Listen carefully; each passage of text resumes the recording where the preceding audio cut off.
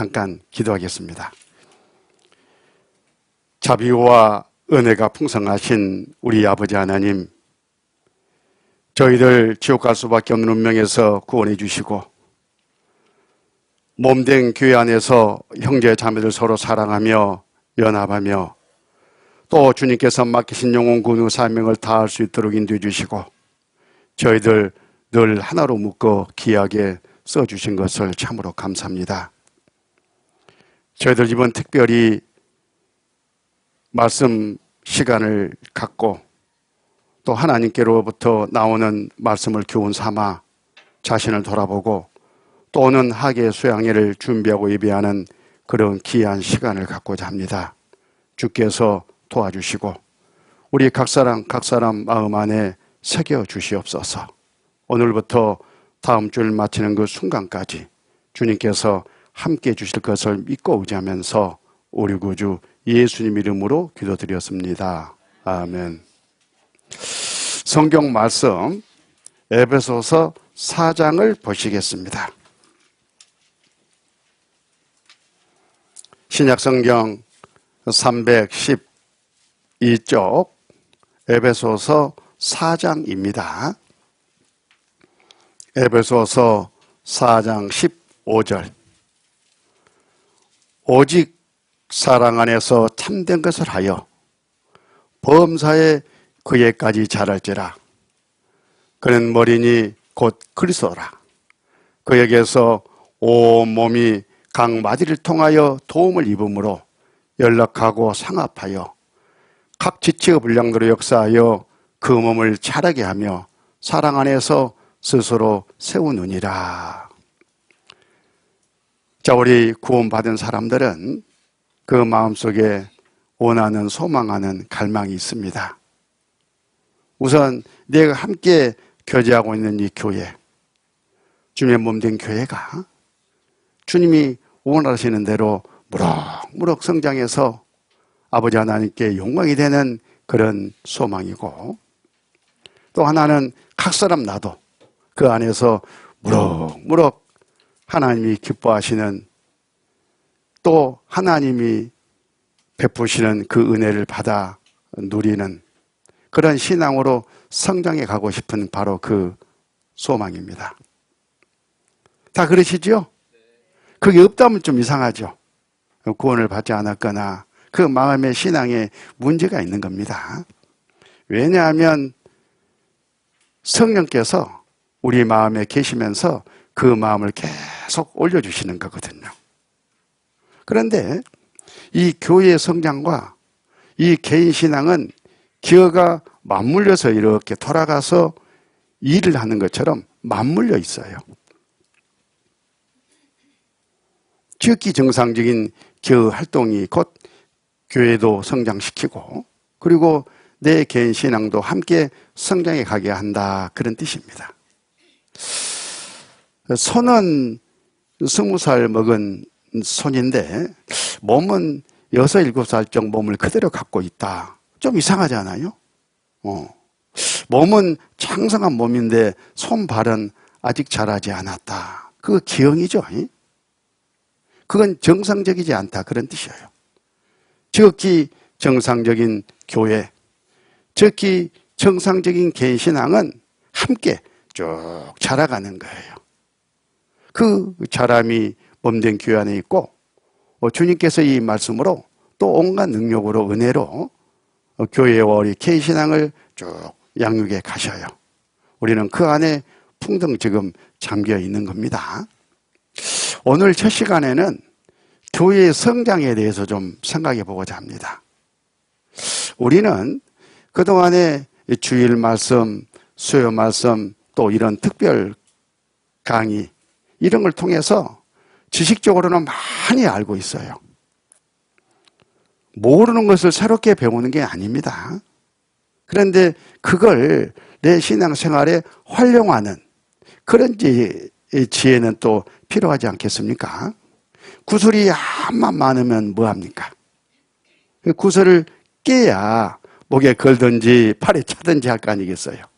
그래서 오늘 내일은 몸된 교회가 성장하기 위해서 또 각 사람 내 신앙이 성장하기 위해서 어떤 우리가 아는 말씀을 어떤 자리에서 어떻게 내가 받아서 행할 것인가 하는 것을 좀 교훈을 받고자 합니다. 그리고 이제 주일에는 학예 수양회 우리 어떻게 준비할까? 어떻게 하면 한 사람이 한 명 이상 인도해가지고 모시고 갈 수 있을까? 그거 어렵지 않거든요.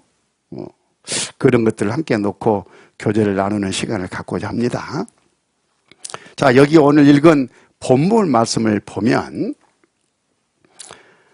에베소서 4장 15절 오직 사랑 안에서 참된 것을 하여 범사에 그에까지 자랄지라 그는 머리니 곧 그리스도라. 여기 우선 그에까지 자랄지라. 자, 에베소서 4장은 참고적으로 교회가 성장하는 원리를 담고 있어요. 처음부터 쭉 묵상을 해보면 교회는 이렇게 성장하는구나. 교회가 성장하기 위해서는 이런 요소가 필요하구나. 이걸 깨달아 알 수 있어요. 에베소서는 교회 서신이라고 우리가 이름을 붙이고 있지 않습니까? 에베소 4장이 바로 교회가 성장하는 또 거기에 필요한 요소들을 쭉 바울 사도를 통해서 하나님이 우리에게 계시해 주셨는데 오늘 그걸 간단하게나마 정리를 해 보겠습니다.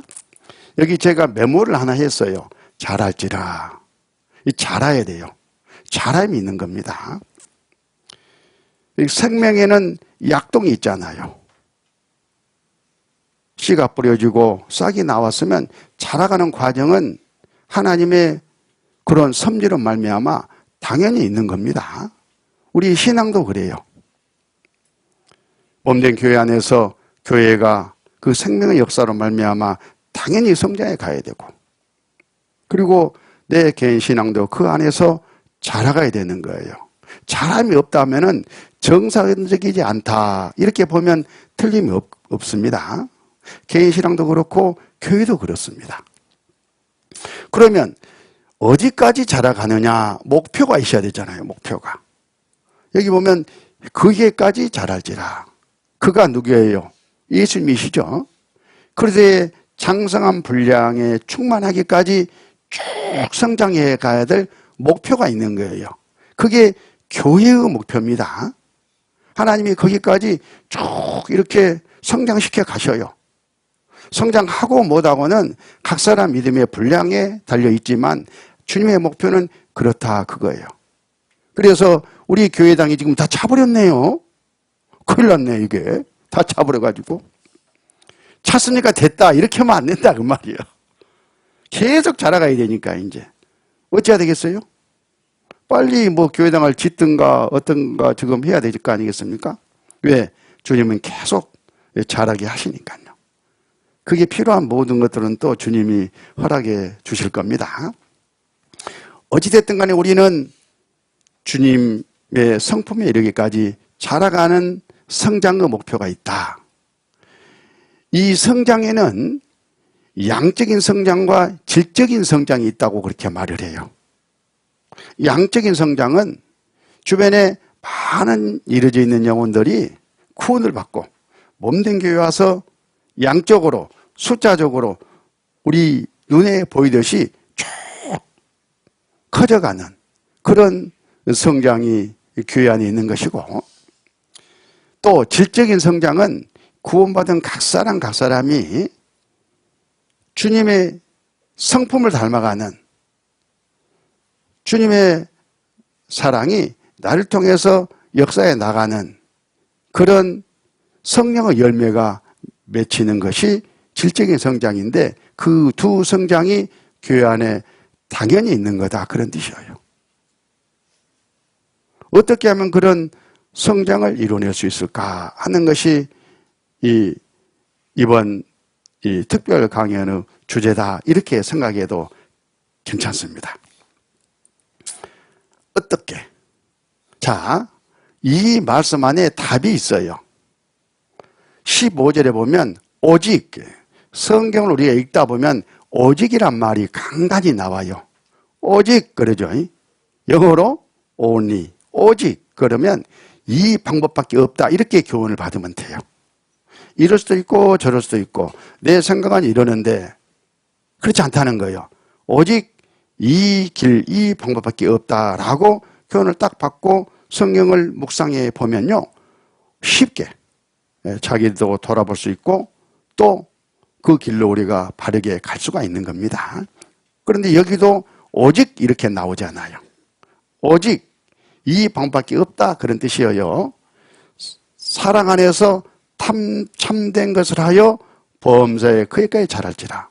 계속해서 자라가야 되는데 어떻게 사랑 안에서 참된 것을 하는 그 방법 외에는 성장의 길이 없다 그 말씀이에요. 사랑 잘 아시죠? 또 참된 것, 이 참된 것은 주로 말씀을 여기서는 참된 것을 행한다, 말씀을 따라 행한다, 그걸 지금 참된 것을 행한다라고 번역을 해놨는데 사랑과 말씀이에요. 교회는 구원받은 사람들의 무리로 말미암아 터가 딱 닦여져 있습니다. 그에 이제 집을 짓듯이 주님이 교회를 이렇게 쭉 세워가는데 거기에 집이 지어지려면 뭐가 있어야 돼요? 기둥이 있어야 되잖아요. 기둥. 그리고 대들보도 있어야 되잖아요. 그리고 지붕도 있어야 되잖아요. 그런 것처럼 이 교회가 성장하는 것도 그런 요소들이 있다 그런 뜻입니다. 자, 여기 잠깐 그림을 보면요. 아름답죠? 최근에 결혼한 자매가 그린 그림이랍니다. 야, 잘 그렸더라고. 이런 아름다운 집이 지어지려면 우선 이런 터가 있어야 되잖아요. 터. 성경에서는 반석이라고 그럽니다. 예수님 피로 말미암아 구원받은 사람들의 물이라는 이 터가 먼저 딱 갖춰져야 돼요. 그리고 그 위에 이제 집을 지어가는데 우선 아까 사랑 안에서 참된 것을 하여 이 사랑의 기둥 또 말씀의 기둥 최소한 두 기둥은 먼저 세워져야 된다 그런 뜻이에요. 거기 에베소서 성경에서 한번 확인해 봅시다. 그 요소들이니까요. 사랑의 기둥에 대한 말씀은 에베소서 4장 3절입니다. 평안을 매는 줄로 성령의 하나 되게 하신 것을 힘써 지키라. 이제 우리가 해야 할 일인데 어떻게 평안을 매는 줄로 하라 그 말이에요. 이 평안을 매는 줄은 사랑입니다. 사랑의 띠. 하나님께서 사랑의 띠로 우리를 하나 되게 딱 묶어놨는데 이걸 공격하는 마귀의 공격으로부터 어째라? 방해해라, 지키라, 그것도 힘써 지키라 이렇게 말씀하셨습니다. 그래서 사랑의 기둥이 제대로 이렇게 받쳐져야 돼요. 교회가 성장하려면. 사랑이 깨져버리거나 사랑의 기둥이 흔들리면은 집이 무너져버린 겁니다. 그 다음에 이제 말씀의 기둥은 거기 13절을 또 보시죠. 에베소 4장 13절. 우리가 다 하나님의 아들을 믿는 것과 아는 일에 하나가 되어 온전한 사람을 이루어 그들의 장성한 분량이 충만한 데까지 이르리니.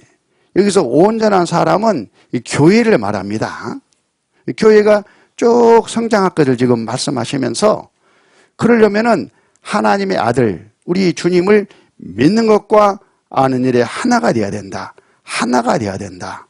그러니까 잘 성경적으로 가르치고 성경적으로 잘 배워가지고 주님을 머리에 두고 한 표대, 한 목표를 두고 쭉 나아갔을 때 교회가 흔들림 없이 성장해 간다.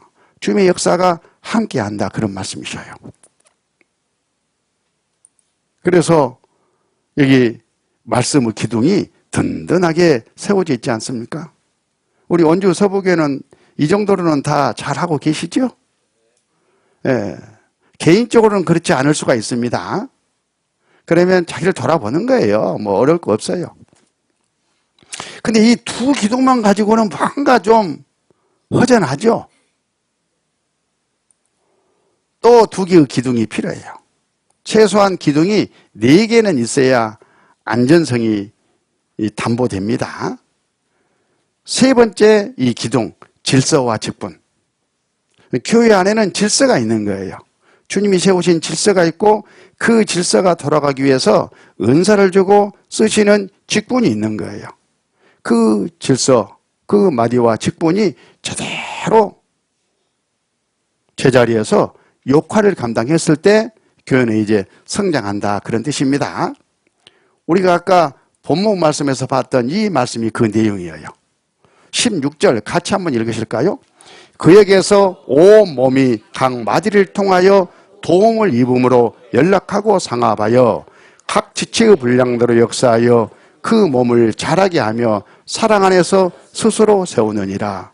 우리가 힘쓰고 애쓰고 해서 막 교회를 만들어내는 게 아니라 성령의 역사로 말미암아 스스로 교회는 쭉 성장에 가도록 되어 있는데, 어떻게 주님이 역사하시느냐?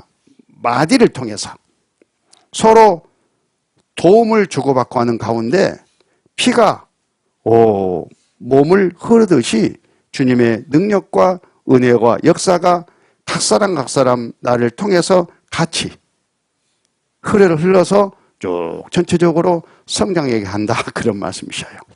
그러니까 이 기둥이 또 아주 중요하죠.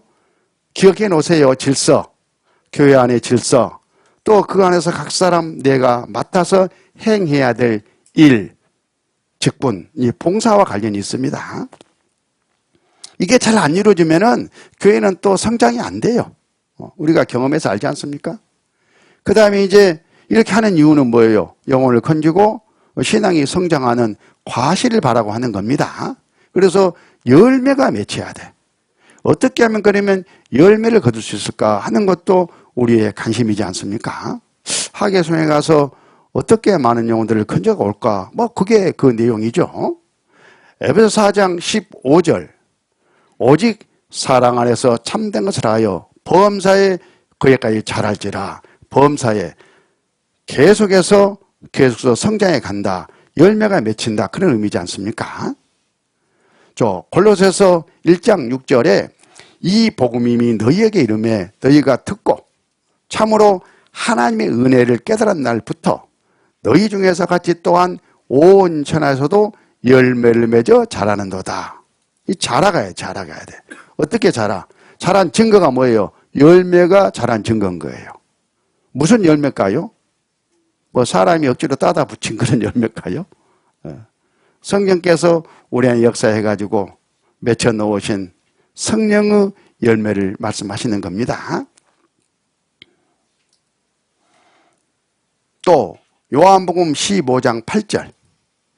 너희가 과실을 많이 맺으면 내 아버지께서 영광을 받으실 것이요 너희가 내 제자가 되리라. 요한복음 15장 포도나무 비유를 통해서도 주님은 말씀하십니다. 과실을 더 맺어라. 많이 맺어라. 그러면 아버지께 영광이 된다. 물론 이 과실은 아까 양적인 성장도 의미하고 있고 질적인 성장도 의미하고 있는 겁니다. 그때 아버지 하나님께 영광이 되는 거예요. 우리는 먹든지 마시든지 무엇을 하든지 하나님의 영광을 위해서 해야 된다, 이런 교훈을 받잖아요. 또 하잖아요. 그런데 뭐가 하나님 아버지께 영광이 되느냐, 이걸 단도직입적으로 물어보면 그야 열심히 교회 나가고 봉사하고 헌금하고 자기를 헌신하는 그게 아니겠습니까? 예, 맞는 말이에요. 틀림없습니다. 그런데 그렇게 해서 뭘 얻자는 거예요? 과실, 열매. 그러니까 우리를 통해서 성령으로 말미암아 맺힌 과실 열매가 아버지께 영광이 되는 거예요. 우리를 통해서 많은 영혼들이 구원을 받고 함께 교제하는, 그 안은 바로 그것이 아버지께 영광이 되고, 또 구원받은 식구들이 무럭무럭 주님의 성품을 닮아가는 바로 그 성장이 아버지께 영광이 된다, 이렇게 딱 정리하고 있어야 돼요. 그것을 위해서 우리가 먹든지 마시든지 행한다, 그런 의미입니다. 이 과실. 그래서 사랑의 기둥과 말씀의 기둥과 질서와 직분의 기둥과 열매의 기둥, 이 네 기둥은 최소한 교회가 성장하기 위한 전제 조건이다, 이렇게 생각하시면 됩니다. 자, 그런데 이 네 기둥만 가지고 집이 지어지는 것은 아니죠. 지진이 일어나 버리면 어때요? 각자 이리 쓰러지고 저리 쓰러지면 또 안 되겠죠. 그래서 서로 붙잡아주는 기능이 필요해요.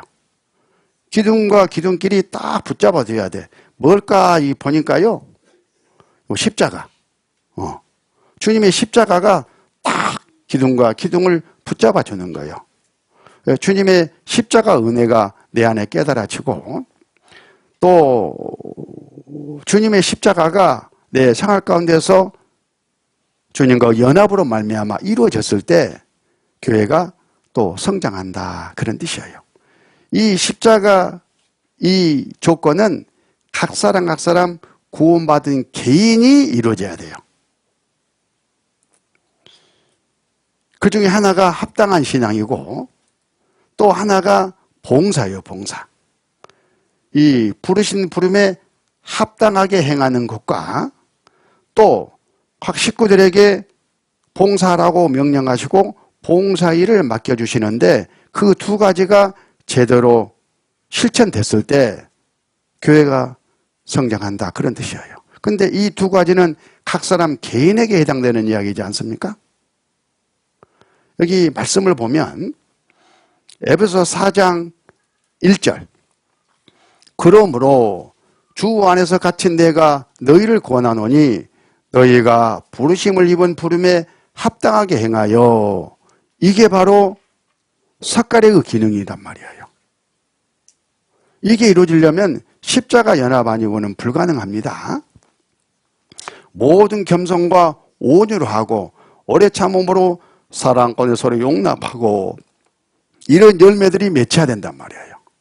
부르신 부름에 합당히 행한다. 구원받은 사람이 구원받은 사람답게 살아야 된다는 이야기예요. 그 삶의 열매는 이렇게 나타나는 겁니다. 성령의 열매죠.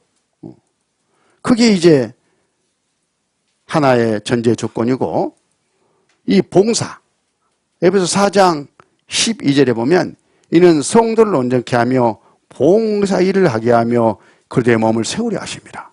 그리스도의 몸, 교회가 쭉 세워지려면 봉사의 일이 있어야 된다 그런 뜻이잖아요. 봉사의 일을 해야 돼. 그래서 개인 신앙이 다른 형제 자매들에게 부르신 부름이 합당한 신앙으로 나타나가지고 유익을 끼쳐야 되고 그리고 또 주님께서 내 몸을 쓰시고자 하실 때에 예 하고 주님께 나를 드리는 헌신 봉사일이 있었을 때에 실제 교회가 그 네 기둥이 딱 서로 연합해가지고 쭉 주님의 역사로 말미암아 잘한다 하는 것이 에베소서 4장의 내용인 거예요. 이해하셨죠? 1절부터 16절까지 다 말 드렸습니다. 집에 가서 묵상해 보셔요. 지금 그 내용을 말씀드린 거예요. 그런데 이것만 또 가지고는 뭔가 좀 허전하죠? 뭐가 필요해요, 이제? 그렇죠. 지붕이 없으면 어떻게 됐겠어? 이 지붕이 필요해요, 지붕이. 지붕이 딱 갖춰져. 이 지붕이 뭐예요? 머리. 주님이에요. 주님이 지배하고 다스리는 교회가 된다, 그런 뜻이에요. 과연 주님이 머리냐? 주님 중심의 신앙, 주님 중심의 교회, 주님의 말씀과 주님의 뜻에 깜빡 죽고 그대로 순종하는, 복종하는 바로 그런 교회로 또 쭉 이렇게 다듬어졌을 때 온전한 집이 지어져 가는 겁니다. 여기 말씀을 잠깐 보면요. 에베소서 1장 22절 또 만물을 그 발 아래 복종하게 하시고 그를 만물 위에 교회의 머리로 주셨느니라. 교회는 그의 몸이니 만물 안에서 만물을 충만케 하시는 자의 충만이니라. 예수님이 교회의 머리시잖아요. 머리. 우리는 교회는 예수님의 그러니까 몸이잖아요. 몸은 몸의 역할을 정확하게 해야 됩니다. 그게 아까 네 기둥과 두 삭갈인 거예요. 그리고 그 위에 머리로 주님이 계시고 우리를 지배하고 다스리시고 인도하시고 주관해 가셔요. 그러니까 우리 각 사람 개인들은 지체들은 머리를 항상 생각하면서 내가 머리의 뜻대로 행하고 있는지 안 하는지 머리로 정말 받들고 있는지 안 하고 있는지 그걸 분별하면서 자기를 낮추고 머리를 섬기는 삶을 살아가는 것이 교회 생활인 거예요.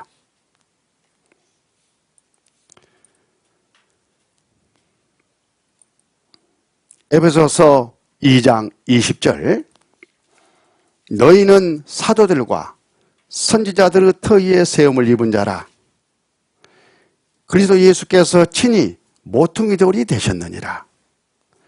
그의 안에서 건물 받아 서로 연결하여 주 안에서 성전이 되어가고 너희도 성령 안에서 하나님의 거하실 처소가 되기 위하여 예수 안에서 함께 지어져 가느니라. 교회의 성장이지 않습니까? 구약 성경도 이걸 쭉 말씀하셨고 또 그게 실체로 이제 나타났잖아요. 예수님이 오시고 이 반석 기초가 되셨어요. 다시 말하면 구원이 있고 나서 쭉 그의 교회가 지어져 갈 것을 말씀하시는 겁니다. 그리고 이 교회 안에 누가? 하나님이 계셔요. 머리로 계셔요. 하나님이 주인이요. 그러니까 주인의 뜻대로 이 교회가 쭉 돌아가는 바로 그것이 교회를 깨달은 사람들의 태도입니다. 고린도전서 3장 10절. 그런데 이 교회를 쭉 세워갈 때에 조심하라고 말씀하셔요. 조심하라. 직접 한번 찾아보시죠. 고린도전서 3장 10절. 고린도전서 3장 10절. 주제가 이제 크게 좀 넘어갑니다. 교회 성장의 요소는 이걸로 빨리 정리하고 이제 조심하라. 10절. 내게 주신 하나님의 은혜를 따라 내가 지혜로운 건축자 같이 터를 닦아두매 다른 이가 그에 세우나 그러나 각각 어떻게 그에 세우기를 조심할지니라. 이 닦아둔 곳 외에 등이 다른 터를 닦아둘 자가 없으니 이 터는 곧 예수 그리스도라. 여기서 지혜로운 건축자가 나오죠. 건축을 하는데 어떤 사람은 지혜롭게 해요. 어떤 사람은 어리석게 해요. 그 말씀이잖아요. 그러니까 우리에게는 지혜로운 건축자처럼 또는 지혜로운 건축자답게 교회를 세워가라 그런 뜻이에요. 두 가지를 말씀하십니다. 여기서 네 개는 바울 사도예요. 하나님께서 바울에게 은혜를 주셨어요. 지혜로운 건축자처럼 교회를 세워가라고. 그래서 바울은 우선 터를 닦았지 않습니까? 터를 닦아주며. 그러니까 터를 닦는 것도 지혜로운 건축자의 지혜고 또 터가 딱 닦이고 나서 교회를 성장시키는 바로 그것, 집을 짓는 것도 지혜로운 건축자가 해야 할 일이에요. 그 과정에 조심해라. 조심해라. 왜? 열심히 하고도 하나님과 아무 상관이 없고 나중에 지진 나면 다 쓰러져 볼 수 있으니까 조심해라. 그런 뜻이에요. 여기 12절부터 보면 만일 누구든지 금이나 은이나 보석이나 나무나 풀이나 집으로 이 터 위에 세우면 각각 공력이 나타날 터인데 그 날이 공력을 밝히리니 이는 불로 나타내고 그 불이 각 사람의 공력이 어떠한 것을 시험할 것임이니라. 만일 누구든지 그에 세운 공력이 그대로 있으면 상을 받고 누구든지 공력이 불타면 해를 받으리니 그러나 자기는 구원 얻되 불 가운데서 얻은 것 같으리라. 이런 일이 실제 있다 그 말이에요. 누구한테 하신 말씀이셔요? 터를 닦고 교회를 세우는 사람들에게 하시는 말씀이에요.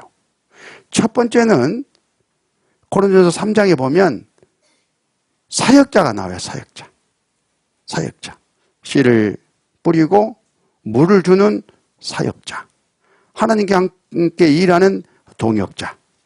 그 사역자에게 지금 하는 말이에요. 교회를 앞서서 영혼을 챙기고 교회를 세워가는 사역자가 얼마든지 잘못할 수 있다. 그런 말씀입니다. 금이나 은이나 보석을 재료로 세워야 되는데 실화나무로 풀로 세워버리면은 어떻게 된 거예요?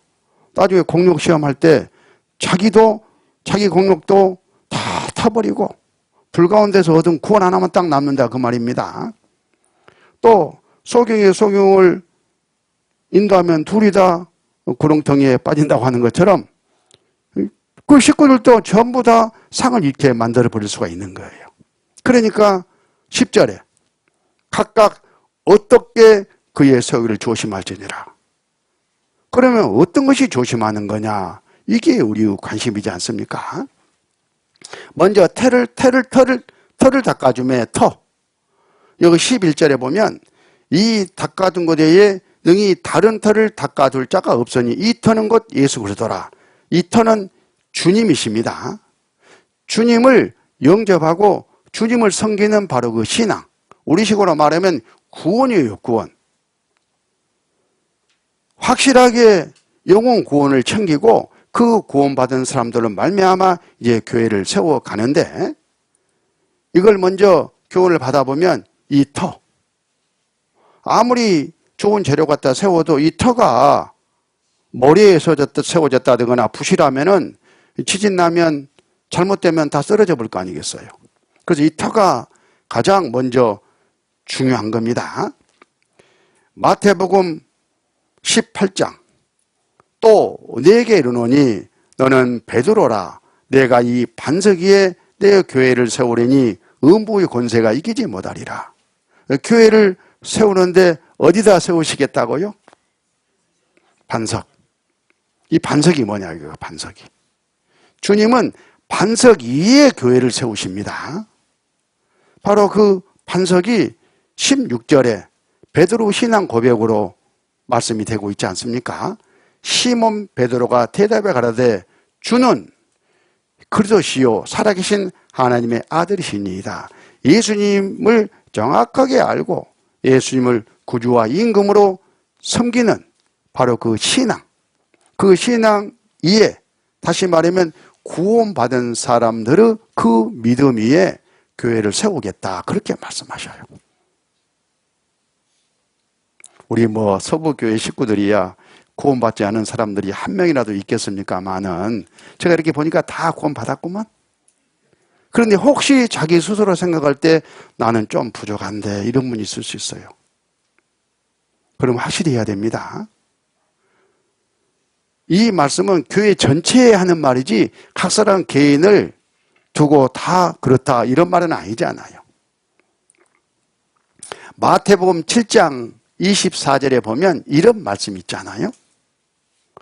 그러므로 누구든지 나의 이 말을 듣고 행하는 자는 그 집을 반석 위에 지은 지혜로운 사람 같으리니 지혜로운 사람이 나오죠.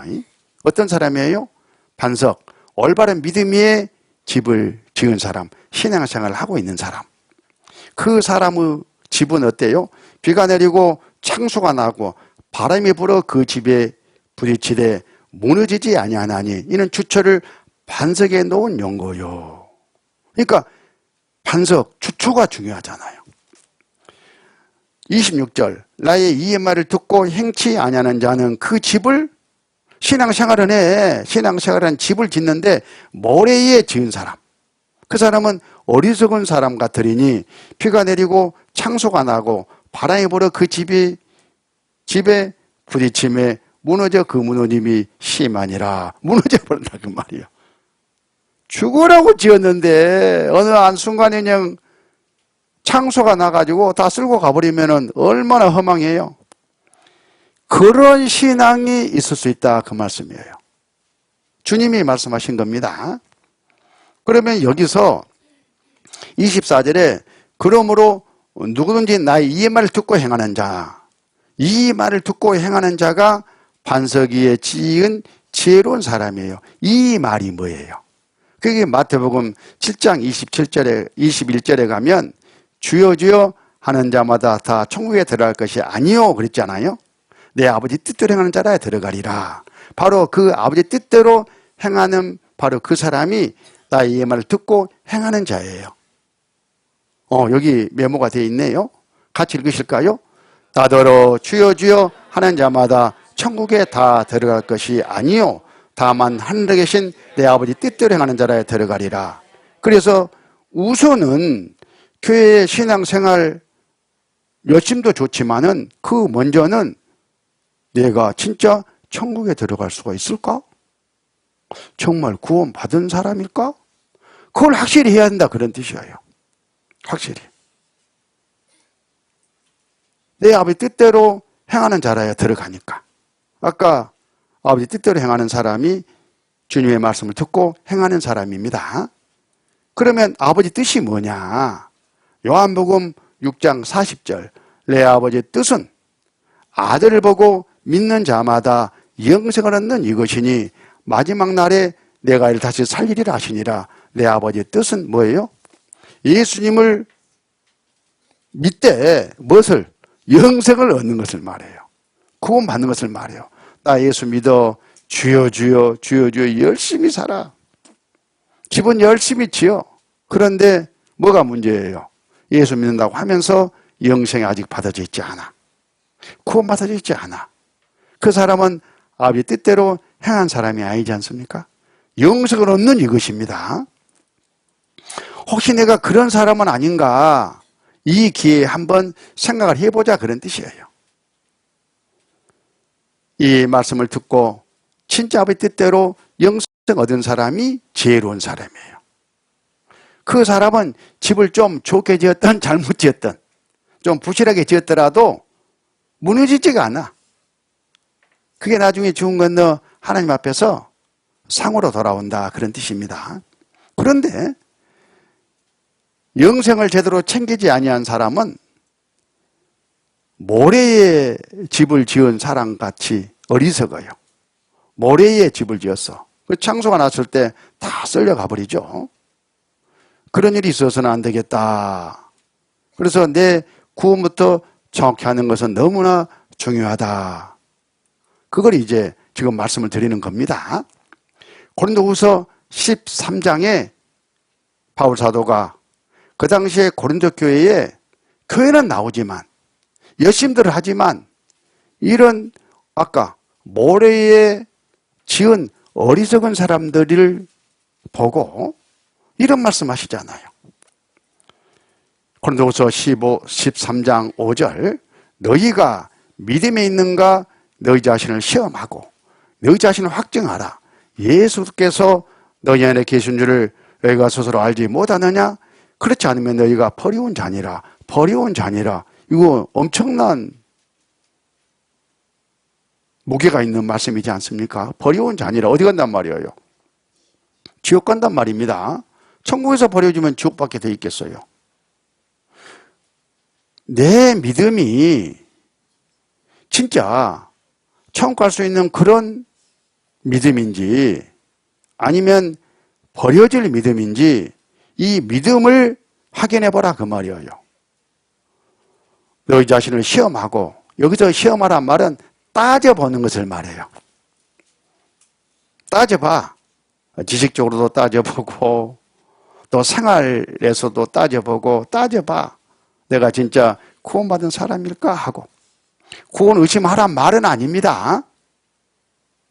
따져봐. 그리고 내 자신을 확증하라. 확증하라. 나는 구원받은 사람이 확실해. 그렇게 확증하고 열심히 집을 지어가라 그런 뜻이에요. 어정쩡쩡하게 하지 말고. 여기서 확증하라 그러니까 우리는 가끔 보면 구원을 확증하라 이런 말을 많이 써요. 들어보셨죠?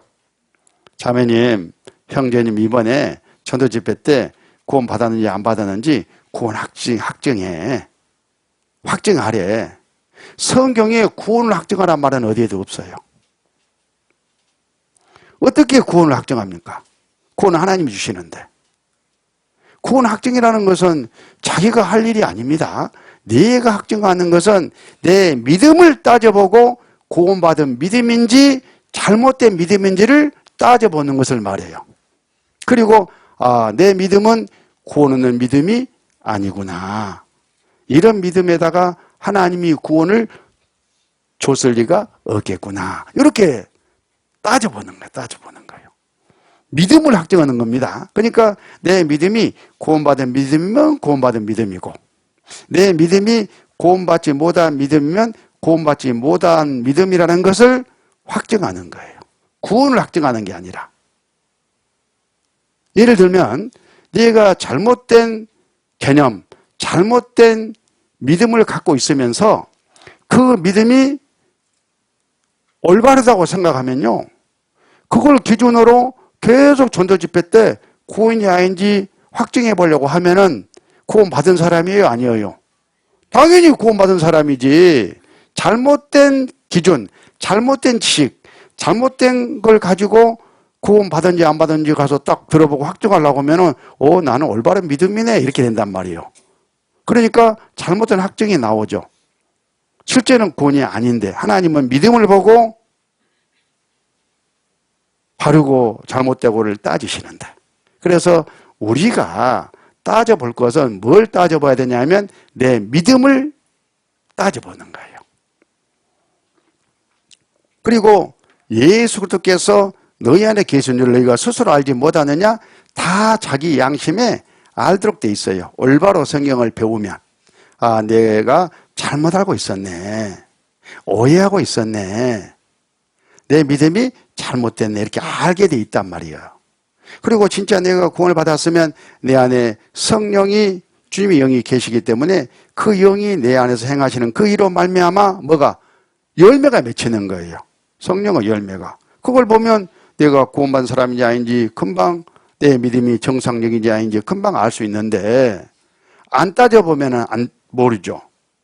따져봤더니만은 이거 좀 이상하네. 다른 형제 자매들하고 좀 다르네. 그러면 어때요? 상담도 하고 필요하면 말씀도 듣고 해가지고 확증을 해야 되겠죠. 그렇지 않으면 너희가 버려온 자니라. 이런 일이 있을 수 있다는 것을 이 특별 집회하면서 혹시 한 분이라도 이런 문제되신 분들이 있으면 참고가 되라고 좀 강조를 해드렸습니다. 목사님 와서 판단하네요. 그러지 말고. 자, 이렇게 먼저 터 닦는 것이 1번이에요. 이 터가 닦여진 뒤에 이제 집을 세우는데 조심해서 세우는 겁니다. 그러면 여기 지혜로운 건축자 같이 그러는데, 지혜로운 건축자는 어떤 사람이 지혜로운 건축자겠어요? 집을 지어 건축을 해. 어떤 사람이 지혜롭겠어요? 내 마음대로 그냥 설계고 모이고 무시하고 그냥 내 졸대로 막 지었다가 죽으면서 안 나버리면 어떻게 돼? 다시 쓸고 다시 지으라고 하면 이거 뭐 헛짓거리 했잖아요. 그건 지혜로운 것이 아니죠. 지혜로운 건축자는 첫 번째 설계대로 지어요. 그렇지 않겠습니까? 설계대로 지어야 중공검사가 나니까. 또 설계대로 짓도록 공사 현장에는 감독하는 사람이 있죠. 뭐라고 그러죠, 우리가? 감리? 그 현장 소장. 어제 생각 안 나서 그랬습니다. 현장 소장. 현장 소장 있잖아요. 건축할 때 현장을 다 책임지고 이게 해라 저게 해라, 설계에 맞는지 안 맞는지 다시 해라 다 해주는 현장 소장이 있잖아요. 그 현장 소장의 명령을 제대로 순종하면서 지어야 집이 옳게 지어지는 거예요. 설계대로 현장 소장의 지시대로. 그럼 설계가 뭐예요? 성경 말씀이죠. 교회는 성경 말씀대로 지어져 가야 됩니다. 성경 말씀대로 가르치고 배우고 그대로 돌아가야 되는 거예요. 가르친 거 따라오고 실제 돌아가는 거 따라오면 그거 이상하잖아요. 중공검사 안 나잖아요. 그리고 현장 소장이 누구예요? 성령님. 성령님이 말씀을 적용해 가지고 그대로 교회를 짓게 하셔요. 우리는 그 현장 소장의 지시대로 하나님 말씀대로 그대로 행해가면 우리 집, 우리 교회는 잘 이렇게 지어지는 겁니다. 나중에 공력 시험할 때요, 합격! 불 안 타고 전부 각 사람 내 상으로 돌아와요. 이게 당연한 이야기 같지만은 실제 현장에서 안 돌아가니까 문제입니다. 여기 12절에 보면 만일 누구든지 금이나 은이나 보석이나 나무나 풀이나 집으로 이태에 세우면 이건 재료를 말해요. 재료. 금이나 은이나 보석은 뭐예요? 영속적이고 영원한 거잖아요. 하나님이 공급하시는 하나님의 은혜, 하나님의 능력으로 말미암아 하나님 뜻대로 지어지는 바로 그 재료. 성령의 소욕을 따라 사는 삶이 바로 그런 유형 하나라고 생각하시면 됩니다. 또 그런데 어떤 재료가 있느냐 하면 나무나 풀이나 집으로 이태에 세우면 재료는 많이 들였는데 이 재료가 나무나 풀이나 집이요. 한시적이잖아요. 뭔가 불안하지 않습니까? 그걸로 이제 열심히 집을 지었어. 나중에 문제는 불로 이제 시험을 한단 말이에요. 불로 싹 태워보니까 집이나 나무나 풀은 다 타버리잖아요. 남지 않습니다. 금이나 보석으로 지은 재료만 남아요. 우리가 나중에 주님 앞에 갔을 때 그리고 심판대 앞에서 내 공력이 타버릴 수도 있고 남을 수도 있다는 거. 자, 이 말은 교회 생활 열심히 하지 않았다 이걸 말하는 게 아니에요. 열심히 했어요. 죽게 아니면 살기로 주님을 위해서 몸된 교회를 열심히 했어요. 목사님부터 시작해서 형제자매들 똘똘 뭉쳐서 열심히 했어요. 그런데 문제는 뭐가? 재료가 문제예요. 집이나 나무나 풀로 열심히 지었어. 나중에 타버리잖아요. 그러니까 열심도 좋지만 열심 이전에 진짜 우리가 하나님이 공급하시는 재료 가지고 집을 짓고 있느냐 이거부터 돌아봐야 되는 거예요. 그래야 나중에 시험해가지고 남죠. 14절에 보면 만일 누구든지 그의 성 공력이 그대로 있으면 금이나 보석을 재료로 지은 집은 그대로 있죠. 상을 받고 행한 대로 상을 주신다고 했잖아요.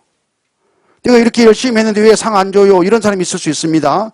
근데 재료가 좀 이상하다 이러면 어쩔까요? 제대로 된 재료 가지고 열심히 했을 때 행한 대로 상을 받는 겁니다. 누구든지 공력이 불타면 잘못된 재료 가지고 교회에 자기를 들였으면 해를 받으리니, 여기서 해는 손해본다 그 말이에요. 손해봐, 손해. 누가 손해를 보겠습니까? 손해라는 것은 내가 이만큼 투자했는데 대가를 얻지 못하니까 손해죠. 아무것도 안 하고 누워있는 사람은 손해 볼 것이 없어. 손해 안 봐. 그냥 본전이요. 그러니까 여기서 해를 받으리니 그 말은 열심히 노력하고 수고하고 드리고 남는 것이 없는 사람을 말해요. 그러니까 우리가 열심히 교회를 위해서 헌신하는 식구들이 더 이 부분에 대한 묵상과 함께 교훈을 좀 받아야 됩니다. 해를 받으리니 손해를 봐야 되겠습니까? 그러면 어떻게 했냐? 나무나 집이나 풀. 우리가 보통 이렇게 설명하잖아요. 성령의 소욕을 따라서 행할 거냐, 육체의 소욕을 따라서 행할 거냐, 내 의로 행할 거냐, 하나님의 의로 행할 거냐, 하나님이 공급하시는 그 하나님의 뜻대로 행할 거냐, 아니면 내 뜻대로 할 거냐, 어떤 기준으로 할 거냐, 어떤 방법으로 할 거냐, 이걸 잘 분별해가지고 하나님께 묻고 하나님이 공급하시는 그런 은혜와 사랑과 능력을 힘입고 내 몸을 헌신했을 때 나중에 상을 받게 된다. 다 아는 거지만 이렇게 딱 정리하고 자신을 돌아보는 기회가 됐으면 좋겠습니다. 에베소서 4장을 다시 보시겠습니다. 에베소서 4장 1절. 에베소서 4장 1절. 그러므로 주 안에서 같이 내가 너희를 권하노니 너희가 부르심을 입은 부름에 합당하게 행하여 모든 겸손과 온유로 하고 오래 참음으로 사랑 가운데 서로 용납하고 평안에 매는 줄로 성령이 하나 되게 하신 것을 힘써 지키라. 자, 에베소 4장은 교회 성장의 절대적인 그런 말씀이라고 강조해 드렸습니다. 아까 네 기둥 가운데 오늘은 이제 첫 번째 사랑의 기둥을 염두에 두고 사랑에 대해서 좀 살펴보도록 하겠습니다. 우리는 서로 사랑하라 하신 말씀을 늘 접하고 들으면서 사랑에 대해서 용어로는 익숙해져 있어요. 그런데 이 사랑이 어떤 사랑인지, 왜 사랑을 해야 되는지, 사랑을 한다는 것이 뭔지, 이런 아주 초보적이고 기초적인 그런 개념에 대해서는 의외로 간과하고 있는 경우가 너무나 많습니다. 그래서 다 아는 것이지만은 정리하는 시간을 좀 갖습니다. 왜냐하면 이 사랑의 기둥, 이 사랑의 띠가 교회를 하나로 계속 유지시켜 주기 때문에 그래요. 대부분의 문제는 이 사랑의 기둥에서 문제가 생겨요. 여기 에베소 4장 3절을 같이 한번 읽으시면 평안에 매놓은 줄로 성령의 하나 되게 하신 것을 힘써 지키라 그랬어요. 여기서 평안에 매놓은 줄은 사랑의 띠입니다. 자, 우리는 자칫 이렇게 잘못 생각하고 있을 수가 있어요. 사랑해야 돼. 사랑으로 하나가 돼야 돼. 그래서 하나 되려고 예를 써요. 근데 여기 말을 자세히 봐보세요. 성령의 하나 되게 하신 걸 힘써 지키라 그랬죠. 이미 이 교회는 주님의 영, 성령, 주님께서 하나로 만들어 놨어요. 여기서 출발해야 되는 거예요. 하나의 하나, 교회는. 하나의 하나. 뭘로? 사랑의 띠, 사랑으로 하나 되게 해놨어. 문제는 그 하나 되게 한 것을 해친다 그 말이에요. 그러니까 이 하나 되게 하는 것을 지켜야 된다는 것을 지금 말씀하고 있어요. 자, 우리가 잘못 생각하면 사랑으로 하나 돼야 돼. 그러면 어떻게 우리 교회가 하나가 될까? 한번 의논해보자 하고 모여서 하나 되는 방법을 가지고 서로 이야기를 해봐요. 그러면 10명이면 10명, 100이면 100, 1000이면 1000, 다 방법이 다를 거예요. 자기 믿음의 분량의, 지식의 분량의 정도에 따라서. 계속 하나 되는 방법을 가지고 의논하다가 배가 어디까지 가버려? 백두산까지 올라가 버려. 아, 그런 말 있잖아요. 사공이 많으면 배가 산으로 간다고. 하나님은 우리의 체질을, 그런 약점을 너무나 잘 알아.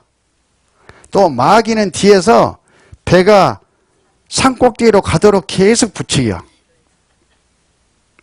그러니까 하나님은 그걸 아시기 때문에 그런 방법을 안 쓰셔요. 아이, 처음부터 내가 너희들 잘 알아. 되지도 않아. 쓸데없는 짓거리 말고 내가 하나로 해줄게 하고 딱 하나로 만들어 놨어요. 사랑의 띠로 묶어 놨습니다. 그리고 우리에게 이제 뭔만 요구하시냐 하면 마귀가 공격할 텐데, 그것만 지켜라. 하나로 하려고 하는 것이 어렵겠어요? 지키는 것이 어렵겠어요? 아, 지키는 것은 간단하죠. 하나로 하는 것이 어렵지. 그러니까 우리가 몸된 교회를 마귀로부터 지키는 것, 평안에 매는 줄로 하나 되게 하신 것을 유지하는 것은 그렇게 어려운 문제가 아니에요. 물론 내가, 우리가 우리 힘으로 하는 건 아닙니다. 성령께서 하나 되게 해놓고 성령이 계속 그 일을 하실 수 있도록 내 신앙이 성령의 지배와 다스림 안에만 들어가 있으면 다 하나님 해주셔요. 그게 어렵지 않은 거예요. 강대 개인 신앙이 문제인 것이지. 왜 힘써 지키라고 했냐? 마귀가 이렇게 공격하니까 그래요. 마귀가 몸된 교회를 공격하는 유형이 성경 안에 자세하게 설명이 돼 있어요. 그 교훈을 잠깐 보면 야고보서 3장을 한번 찾아보십니다. 야고보서 3장, 신약성경 373쪽 야고보서 3장 13절입니다. 13절. 너희 중에 지혜와 총명이 있는 자가 누구뇨? 그는 선행으로 말미암아 지혜운유함으로 그의 행함을 보일지니라. 그러나 너희 마음속에 독한 시기와 다툼이 있으면 자랑하지 말라. 진리를 거스려 거짓하지 말라. 이러한 지혜는 이로부터 내려온 것이 아니요 세상적이요 정욕적이요 마귀적이니 시기와 다툼이 있는 곳에는 열왕과 모든 악한 일이 있음이니라. 교회에 대해서 하시는 말씀이잖아요. 자, 여기를 좀 이렇게 마귀가 이렇게 공격하니까 지켜라 그런 뜻인 거예요. 여기 좀 메모를 제가 좀 해봤어요. 마귀가 어떻게 공격하는가. 이 말씀을 보면요. 너희 마음속에 독한 시기와 다툼이 있으면, 그러니까 시기와 다툼이라는 무기를 가지고 공격을 해봐요. 마귀가. 그러니까 우리 안에 시기가 있어. 다툼이 있어. 그러면 볼 것 없어요. 저 형제 자매 왜 시기하냐 왜 그러냐 이렇게 하지 말아. 시골스럽게. 그 배후에 있는 무엇을 봐? 마귀를 보는 거예요. 야, 마귀가 저 형제 자매를 충동질해가지고 시기와 다툼을 일으키는구나. 나는 누구하고 싸워야 돼? 형제 자매하고 싸워야 돼요? 마귀하고 싸워야 돼요? 마귀하고 싸우는 지혜로 나아가야 된다. 그런 뜻이에요. 시기와 다툼이 있다. 어찌됐든 간에 우리 안에, 교제 안에. 그러면 마귀의 공격이 있구나. 이렇게 결론 내리면 돼요. 그렇게 말씀하시잖아요. 또 진리를 거스르는 일. 진리를 거스려 거짓하지 말라. 성경 말씀과 틀린 소리를 한다 그 말이에요. 성경 말씀대로 원칙을 이야기하는 것을 잘못이라고 하지 않습니다. 교회에서는. 잘못된 기준 가지고 잘못된 말로 자기의 이익을 위해서 엉뚱한 소리를 해 누구든지. 그러면 마귀가 지금 공격하고 있구나 이렇게 보시면 돼요. 그러니까 시기와 다툼이 있다거나 성경 말씀과 다른 가르침이나 교제나 주장이나 요구가 있으면 야 이건 마귀의 공격이구나. 이렇게 보면은 성경적이지 않습니까? 이 공격 무기를 보면요. 15절이 그 내용인데요. 이러한 지혜는 사람이 볼 때는 지혜로 여기는 거죠. 겉으로는 옳게 보인다 그 말이에요. 근데 위로부터 내려온 것이 아니요 세상적이요 정욕적이요 마귀적이니 시기와 다툼이 있는 곳에는 열왕과 모든 악한 일이 있음이니라. 자, 세상적이요 정욕적이요 마귀적이니 이런 표현을 지금 쓰고 계시는데 뭐가 세상적일까? 뭐가 정욕적일까? 뭐가 마귀적일까? 이게 마귀가 몸된 교회를 개신앙을 공격하는 통로라니까요. 무기요, 무기. 우리는 그걸 알아야 될 거 아닙니까? 나를 알고 적을 알면 백전백승한다고 그러죠. 마귀를 잘 알아야 돼. 이게 마귀가 세상적인 것 갖고 공격하고 정욕적인 것을 갖고 공격하고 마귀적인 것을 갖고 공격해. 근데 이 세상적이고 정욕적이고 마귀적인 것이 우리 각 사람 안에 있어요. 또 몸된 교회 안에 그것이 주장되어 가지고 그걸 기준으로 해서 교회가 돌아가고 있어. 그러면 주님은 마귀 공격으로 보기 때문에 흔들어. 까불어. 그러니까 힘들어 안 힘들어. 교회가 시끄러지는 거예요. 그래서. 그러면 교회가 시기와 다툼이 있고 여기 요란과 모든 악한 일이 교회 안에 일어나면은 다른 거 보지 말고 아 우리 안에 마귀의 공격이 있는데 공격은 세 가지 세상적인 것, 정욕적인 것, 마귀적인 것이라고 하나님이 말씀했으니까 우리 안에 세상적인 것이 뭘까? 정욕적인 것이 뭘까? 마귀적인 것이 뭘까? 요거 보고 그거 빼버리면 돼. 빼버려. 간단해요. 그걸 버리게 하려고 하나님이 흔드시는 과정이니까. 오케이? 그러면 세상적인 것은 뭘 말하냐? 기준. 이제 우리는 진리, 성경 말씀대로 하나님은 역사하시잖아요. 지혜로운 건축자가 뭐예요? 설계대로잖아, 설계대로. 성령, 현장, 소장의 명령대로 그냥 형제성이 공구방을 가지고 설계대로 집을 지어가는 사람들인데 마귀는 설계대로가 아니에요. 설계를 흔들어. 세상적인 기준, 원래 보면 세상적인 도덕이라든가 윤리라든가 상식이라든가 이런저런 것 보면 굉장히 합리적이고 그럴듯해요. 그걸 교회 말씀에다가 그걸 딱 섞어가지고 이렇게 하자, 이렇게 할 수가 있다고 말이에요. 그러니까 성경 말씀을 빙자해가지고 성경 말씀에다가 뭔가 더하고 빼가지고 기준을 정해가지고 교회 일이 나아가면 주님이 세상적이다, 마귀 공격이다 하고 흔드셔요. 이게 있다는 것을 우리가 알아야 됩니다. 두 번째, 정욕적이요, 그것은 목적이라고 제가 묵상을 했어요. 목적.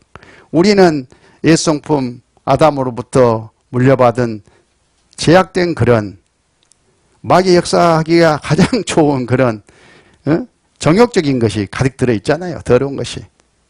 그걸 충동질해요, 마귀가. 그 중에 대표적인 것이 교회 일과 관련해서는 이제 예를 들면 형제님들이 이제 의논해. 어떤 일을 놓고 딱 할까 말까 어떻게 할까를 의논해. 의논하는 과정에 주님께 묻고 말씀 대로 이렇게 해야 되는데 자기 형편을 생각해. 야, 요거 하면 내가 좀 이럴 것 같은데 재미없을 것 같은데 내가 나와서 또 해야 될 텐데 하면서 이 목적, 자기의 육신적인 자기의 계산을 넣어가지고 의논하고 주장하고 막 큰 소리를 내. 그래서 교회는 큰 소리 낸 사람을 따라가면 안 되는 겁니다.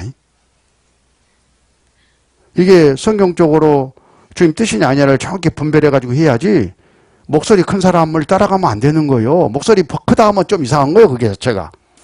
그거 무시하고 봐야 돼요. 저는 그래요. 주님 뜻을 이렇게 분별해가는 과정에. 그래서 언제든지 우리가 연약하고 부족해가지고 나도 모르는 사이에 내 육신적인 그런 목적이 섞여가지고 주장이 될 수 있기 때문에 기도를 해야 되겠죠. 특히 교회에 앞서서 봉사하고 의논하고 결정하는 그런 파트에 있는 분들은 내가 진짜 주님의 뜻대로 말씀대로 지금 내가 이 생각을 하고 결정을 하고 있을까. 떨리는 마음으로 그걸 해야 됩니다. 그러면 이제 그런 마음을 가지고 기도 가운데 그 일을 의논하면요. 하나님이 또 보호해주고 지켜주고 그 길로 역사해 주셔요. 그래서 정욕적이요. 혹시 내 개인적인 어떤 목적이 섞여 들어가지는 않았을까. 이렇게 좀 돌아보고. 마귀적이니 그것은 이제 수단, 방법. 선으로 악을 이겨야 할 텐데 악으로 악을 이겨버리지 않는다거나. 어쨌든 간에 우리 안에 교회 일이 이루어지는 과정에 세상적인 기준이 들어와가지고 그걸로 어떤 결정이 이루어지는 것은 없었을까? 또 목적이 어떤 개인적인 이해타산과 관련해서 이게 주장되고 정의되고 결정된 것은 아니었을까? 또 방법이 성경적인 방법에서 벗어난 것은 아니었을까? 돌아봐야 된다 그 말이에요. 언제? 여기 써졌잖아요. 시기와 다툼이 있는 곳. 모든 요란과 악한 일이 만약에 교회에 나타나면 하나님이 지금 뭔가 흔들고 잘못됐다고 신호를 보내고 계시기 때문에 우리 안에서 무엇을 빼? 혹시 기준이 좀 잘못된 거 없었을까? 지나친 것은 없었을까? 목적은 어떨까? 방법은 어쩔까? 이걸 돌아보면은 정확하게 주님이 무엇 때문에 이렇게 하신지를 알 수가 있어요. 제가 올해 이제 좀 젊게 보이죠? 제가 올해 연말에 정년입니다. 정년. 왜 이 말을 하냐면 그만큼 많은 경험을 했다 그 말이잖아요. 근데 이 말씀대로 하시더라고. 저는 이 말씀을 딱 가지고 교회 안에 뭔가 시끄러운 것이 나오면 딱 이걸 돌아봐요. 그리고 찾아보면 분명히 있어. 그리고 알게 모르게 지도세도 모르게 이걸 딱 정리해가지고요. 바르게 딱 이렇게 교제해주고 나아가고 그러는데 진짜 이게 굉장히 중요합니다. 이 모든 것들이 마귀 역사로 말미암다는 것을 생각을 좀 해야 됩니다. 그리고 그 뒤에 이어서 17절을 봅니다. 오직 이로부터 난 지혜는 아까는 마귀로부터 온 세상적인 지혜인 것이고 이제는 하나님께로부터 온 지혜는 첫째, 성결하고 다음에 화평하고 관용하고 양순하며 긍휼과 선한 열매가 가득하고 편법과 거짓이 없나니 화평케 하는 자들은 화평으로 심어 의의 열매를 거두느니라. 화평으로 심어 의의 열매를 거두느니라. 이건 너무 잘 알죠. 전도가 되려면은 또 우리 안에 신앙이 성장하는 그런 일이 있으려면은 우리 교회 안에 화평이 이루어져야 되고 또 개인적으로는 하나님과 화평이 이루어져야 돼. 화평이 엄청 강조됩니다. 당연하죠. 그런데 중요한 것은 화평은 강조되면서 앞에 성결이 어물쩍 넘어갈 수가 있어요. 교회 안에. 성결은 깨끗한 거잖아. 하나님의 말씀 공의로 교회를 딱 비춰보면요. 찌기들 잘못된 것들 있습니다. 성령의 역사하시기 곤란한 그런 부분들. 또 마귀의 공격을 받고 있는 그런 부분들. 그런 부분들이 깨끗하게 정리되어 가는 바로 그것이 성결이에요. 성결. 자, 그래서 성결이 있고 그 다음에 화평도 있는 거다. 이 우선순위가 중요해요. 교회는. 오직 이로부터 난 지혜는 하나님은 이렇게 역사하신다는 뜻이죠. 첫째 성결하고 다음에 화평하고 그랬어요. 자, 왜 첫째라는 표현을 쓰고 다음에라는 표현을 야고보가 썼을까요? 첫째. 자, 뒤에 화평, 관용, 양순, 긍휼, 선한 열매, 편법, 거짓이 없는 것들 이거 다 성령의 열매잖아요. 성령의 역사로 말미암아 맺히는 열매예요. 그러니까 성령이 일해서 이런 열매가 맺히려면 첫째 어찌해야 된다? 성결해야 된다 그 말이에요. 성령이 역사하실 수 있도록. 그래서 교회는 성결이 먼저인 거예요. 항상. 그래서 제가 우선순위 해가지고 성결이 다른 성령의 열매에 앞선 거예요. 니꼬르가 아니야. 니꼬르 좀 이상한 말이 일본 말인가? 그거 쓰지 말고요. 성결하고 다른 것하고 동동에 놓고 보면 안 돼요. 성결이 항상 우선이다. 다른 것을 해치더라도 성결이 먼저다. 그러면 성결을 붙잡으려고 때론 한순간 좀 잠깐 화평이 깨질 수도 있고 관용, 양순, 긍휼, 선한 열매 이런 부분들이 좀 침해되는 듯하게 보이지만은 성령으로 말미암아 이건 금방 치료가 돼요. 성결만 이루면. 그래서 교회는 첫째 성결하고 어떤 것이 그러면 성결하게 하는 거냐? 아까 앞에 말하잖아요. 세상적인 기준, 육신적인 정욕적인 목적, 그 다음에 마귀적인 방법, 요걸 교회에서 빼는 것이 성결이에요. 여기서 야고보가 말하는 것은. 그렇게 딱 빼고 나서 다음에 계속 성령이 역사하실 수 있도록 교회가 나아가면 화평도, 관용도, 양순도, 긍휼도, 편법과 것이 없는 것도 다 성령으로 말미암아 이루어지는 거예요. 그게 진짜 화평이에요. 진짜 화평. 사람이 억지로 만들어낸 꾸며낸 화평 말고 그것도 안 하는 것보다는 낫죠. 그러면 성령의 역사로 말미암아 의의 열매가 거두어져요. 복음이 전해지고 또 구원이 받아주고 구원받은 식구들 신앙이 무럭무럭 성장해가는 그런 일이 이루어진다. 그런 교훈을 받으면 됩니다. 그래서 교회가 먼저 성결해야 되고 그 다음에 화평이 오게 돼 있고 그러면 주님의 역사가 있다. 그래서 의의 열매가 주렁주렁 교회가 성장한다. 이렇게 교훈을 받으면 좋습니다. 그러려면은 어찌해야 되냐? 에베소 4장 먼저 1절을 보겠습니다. 1절, 2절. 그러므로 주 안에서 같이 내가 너희를 구원하느니 너희가 부르신 일분 부름에 합당하게 행하여 모든 겸손과 온유로 하고 오래 참음으로 사랑꾼에 서로 용납하고 각 사람 개인 신앙이 성결 다음에 이런 신앙으로 다듬어져야 돼요. 부르신 부름에 합당하게 행하는 바로 그 일. 부르신 부름에 합당하게 행하는 것이 뭘까? 2절 겸손, 온유, 오래 참음, 사랑과 서로 용납하는 거, 이게 바로 성령의 열매입니다. 이게 이루어져야 돼. 각 개인들 신앙이 이제. 그러면 교회는 자동적으로 평안한 매너지로 성령 하나 되게 하신 것이 힘써 지켜집니다. 이건 당연합니다. 부르심 부름에 합당하게 행하려면은 우리 모두가 이런 태도를 가져야 돼요. 에베소 4장 4절, 몸이 하나이요 성령이 하나이니 이와 같이 너희가 부르심의 한 소망 안에서 부르심을 입었느니라. 우리 모든 사람들의 소망이 한 소망이어야 돼요. 한 소망. 한 말씀 안에서 한 표대해야 되겠죠.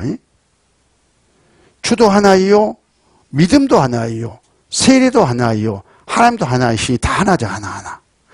몸된 교회는 하나예요. 하나. 내가 그 하나 안에 들어있다는 것. 내가 그 하나를 해치거나 하나에서 내가 삐져 있다. 그러면 자기를 돌아봐야 되겠죠. 곧 만유의 아버지시라. 만유에 계시고 만유를 통일하시고 만유 가운데 계시다. 계시도다. 몸도 하나고 성령도 하나고 소망도 하나고 주님도 한 분이시고 믿음도 하나고 세례도 하나고 하나님도 하나요.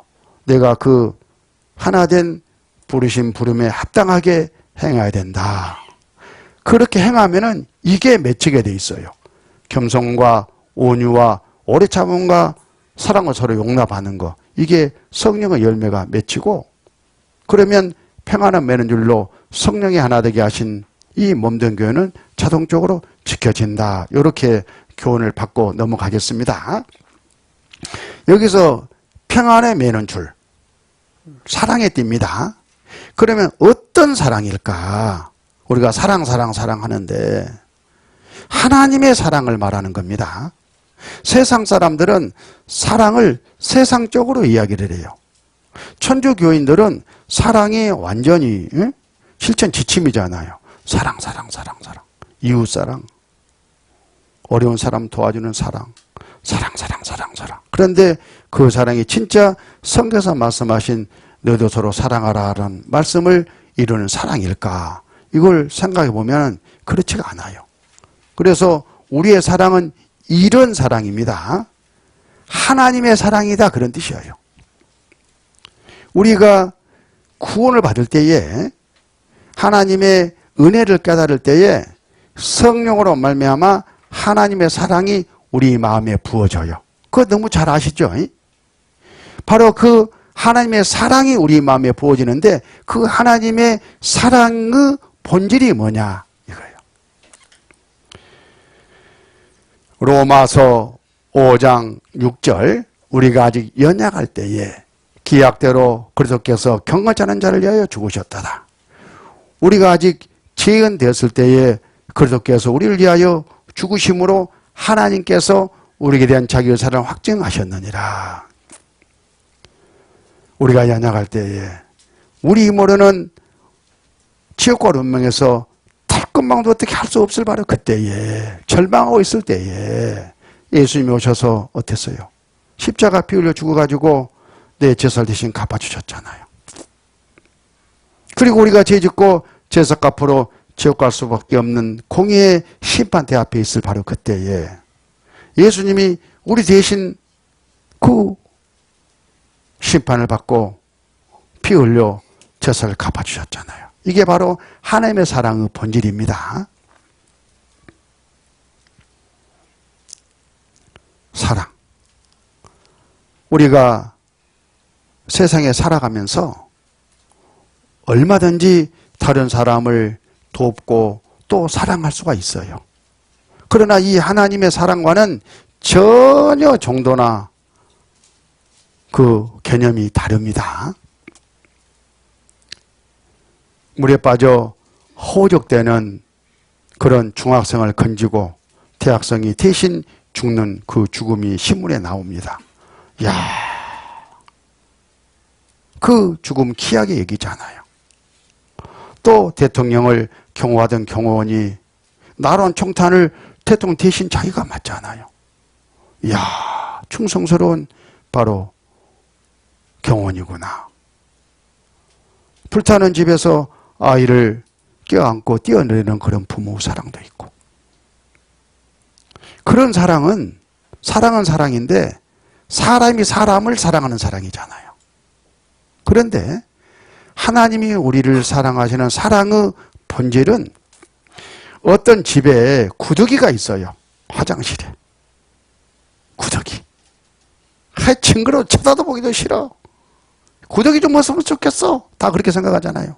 그런데 그 집 주인이 그 구더기를 사람처럼 이제 예를 들어서 그렇다는 거예요. 만들기 위해서 죽어줬어. 그 구더기를 위해서 죽어주는 그 주인의 죽음이 하나님이 우리를 위해서 죽은 죽음과 질이 같은 거예요. 그럴 사람이 있어요, 없어요? 어디 구더기를 위해서 사람이 죽어요. 근데 하나님은 구더기 같은 나를 위해서 죽어주셨잖아요. 그 사랑. 그래가지고 하나님과 우리 사이를 화목시켜가지고 언제든지 천국 갈 수 있는 그런 자유를 누리고 살 수 있도록 해주셨잖아요. 10절. 곧 우리가 온수 되었을 때에 그 아들의 죽으심으로 말미암아 하나님의 더불어 화목되었은즉 화목된 자로서는 더욱 그의 사랑을 인하여 구원 얻을 것이니라. 우리 구원은 여기 하나님의 사랑에 들어있는 겁니다. 그래서 로마서 5장 5절 같이 읽습니다. 소망이 부끄럽게 아니함은 우리에게 주신 성령으로 말미암아 하나님의 사랑이 우리의 마음에 부은 바 되매니 우리가 구원받을 때에 이 아까 이 집주인이 구들을 위해서 죽어준 그와 같은 하나님이 나를 사랑하시는 사랑이 어디 우리 마음에 부어졌어요. 성령으로 말미암아. 그러니까 내 마음속에 이 하나님의 사랑이 가득 들어있는 거예요. 조금 부어진 게 아니라 부어버렸어. 그야말로 부어버렸어. 이런 통이 있으면 통이 차고 넘치게 갖다 부어버렸다니까요. 하나님 스킬이 얼마나 커요. 우리 그릇이 그것밖에 아니어서 그것만 찾지 부어버렸어. 그게 가득 들어있는 거예요. 우리 마음속에. 실제 그렇습니다. 그게 바로 하나님의 사랑을 깨달은 사람의 사랑인 거예요. 우리 마음에 부은 바 되면이. 그러면 그 사랑을 부어가지고 어디다 써먹으려고 부었겠어요? 각 사람 나를 구원해가지고 이제 하나님의 자녀가 됐잖아요. 하나님의 사람이 됐잖아요. 주님이 이 세상 죄인들을 어때? 사랑하시잖아요. 구원도 시켜야 되겠고, 구원받은 사람들도 양육도 해야 되겠고, 그 일 하실 때 구원받은 나를 쓰시는 거예요. 무엇으로? 하나님의 사랑으로. 하나님의 사랑이 그 영혼을 건지니까. 하나님의 사랑이 그 사람의 잘못을 치료하니까. 그 사랑이 필요하거든요. 사랑이 약이잖아요. 그 사랑이 어디가 있냐고. 각 사람 안에다가 가득 그 사랑을 부어줬어요. 그리고는 이렇게 말씀하십니다. 베드로전서 1장 22절. 너희가 진리를 순종함으로 너희 영혼을 깨끗하게 하여 거짓이 없이 형제를 사랑하기에 이르렀으니 마음으로 뜨겁게 피차 사랑하라. 마음으로 뜨겁게 피차 사랑하라. 이 명령이에요. 거짓이 없이 형제를 사랑하기에 이르렀으니 그 말은 뭐야? 하나님이 각 사람 마음속에다가 하나님의 사랑을 가득 부어놨으니 그 사랑으로 형제 자매들 간에 서로 피차 뜨겁게 사랑하라. 그러니까 내가 하는 게 아니라 하나님이 각 사람 나를 통해서 이 하나님의 사랑을 필요한 형제 자매 또 이리저리 영혼들에게 흘러내는 거라고 생각하시면 돼요. 하나님이 그렇게 하셔요. 성령이 그렇게 하셔요. 그런데 왜 그게 잘 안 이루어지느냐? 자기가 꽉 그냥 얼마나 단단한지 흘러내들 안 해. 부서지지 않아. 그러니까 어떻게 할 수가 없죠, 하나님도. 그러니까 계속 징계도 하고 때리기도 하고 흔들기도 하고 해가지고 부숴가지고 자기를 부인하게 만들어가지고 실제 하나님이 이제 그 사랑을 흘러내게 하시잖아요. 그게 우리 이 입장에서는 신앙이 성장하는 것으로 나오는 겁니다. 십자가 연합. 아무든지 나를 따르려거든 자기를 부인하고 날마다 제 십자가를 지고 나를 좇을지니라. 이 말씀이 이루어지도록 하신다. 그런 뜻입니다. 사랑. 여기서 평안을 매는 줄 사랑의 띠는 바로 그 하나님의 사랑을 말합니다. 그 하나님의 사랑이 나를 통해서 넘쳐나게만 하면은 힘써 지켜지는 것은 절대 어렵지가 않아요. 그렇게 또 역사하세요. 하나님은 성경에 말씀하신 대로. 요한복음 13장 34절 같이 읽습니다. 새 계명을 너희에게 주노니 서로 사랑하라. 내가 너를 사랑같이 너희도 서로 사랑하라. 이게 하나님의 새로운 계명이잖아요. 새로운 법이잖아요. 사랑의 법. 구원받은 사람만 실천할 수 있는 법입니다. 이 하나님의 사랑은 하나님의 사랑이 부어진 사람만 할 수 있는 사랑인 거예요.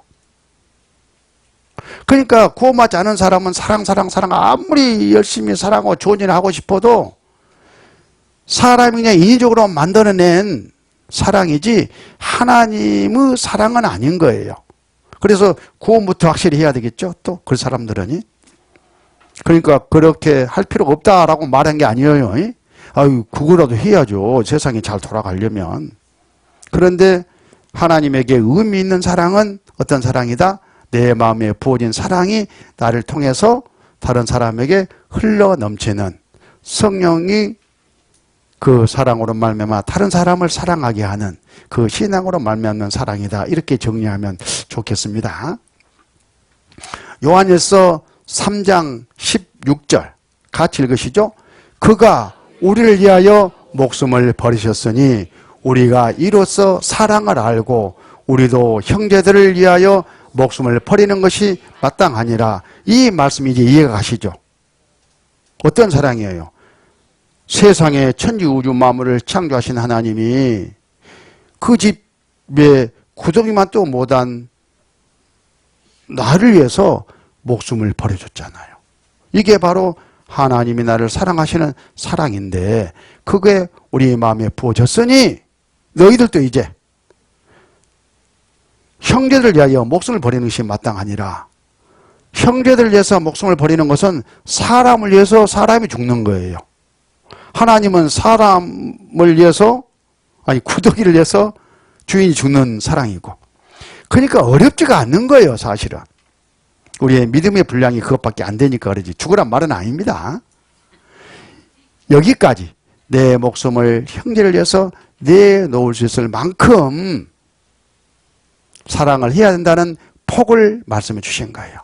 그러니까 우리가 형제 자매를 위해서 사랑해야 될 사랑은 뭐 이거저거 따질 것 없이 거기까지니까 무엇이든지 하나님께서 저 형제 자매를 위해서 나를 쓰시겠다고 하면은 다 내놓을 수 있는 그런 태도와 자세가 있어야 됩니다. 그러면 하나님이 그 사랑을 쓰시고 또 나에게 또 배나 또 부어주셔. 차고 넘치게. 자, 하나님의 사랑은 참 묘합니다. 이 받았잖아요. 이 초창기는 구원받고 나서는 막 소도 잡아먹을 듯이 막 하잖아요. 뭐 사랑이 넘쳐서 그런 거예요. 그러니까 뭐 부모, 뭐 자녀, 이웃, 뭐 가는 곳마다 입 내려가지고 막 전도하잖아요. 죽으나 살똥 몰똥 모르고. 그 하나님의 사랑이 내 안에 부어져가지고 차고 넘쳐서 그러는 거예요.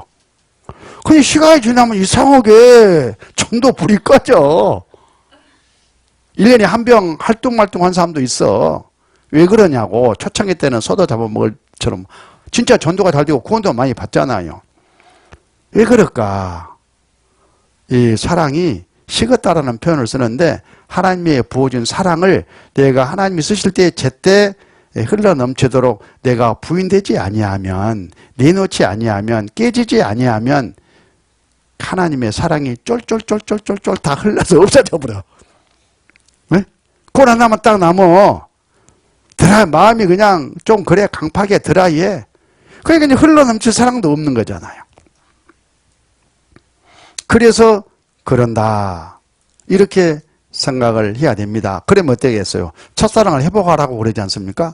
그래서 그 사랑이 빠져버려가지고, 전도를 하지 못한다거나, 다른 형제 자매를 사랑하는 마음이 사라진다거나 그러면 뭘 해야 되냐면요.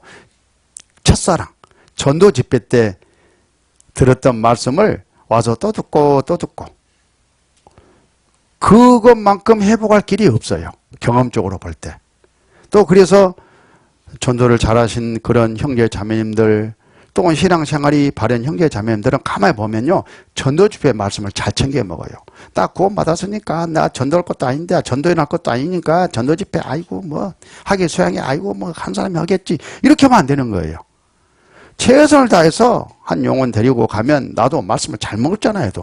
한 사람 인도해가지고 같이 말씀을 듣고 혼자 듣는 것보다는 같이 듣고 전도도 하고 나도 먹고 그러면 계속 하나님의 사랑이 내 안에 부어지기 때문에 어째요? 계속 이제 전도가 이루어지고 내 마음이 풍요로워지고 다른 형제 자매들 못마땅한 거 보더라도 에이 별것도 아니고 사랑으로 덮어버리니까요. 그래서 실제는 자기 내가 좋은 거예요. 그렇게 좀 교훈을 받고요. 여기 16절 다시 보면 그가 예수님이 우리를 위하여 목숨을 버리셨으니 우리가 이로써 사랑을 알고 하나님의 사랑을 알았단 말이잖아요. 우리도 형제들을 위하여 목숨을 버리는 것이 마땅하니라. 주님은 나 같은 것을 위해서 목숨을 버려주셨는데 네가 이 주님이 사랑하는 아까운 형제 자매들을 위해서 목숨 하나 못 버리겠느냐? 이런 마음으로 접근을 하면은 용서 못할 것이 없고 내가 섬기지 못할 것이 없다. 그런 뜻입니다.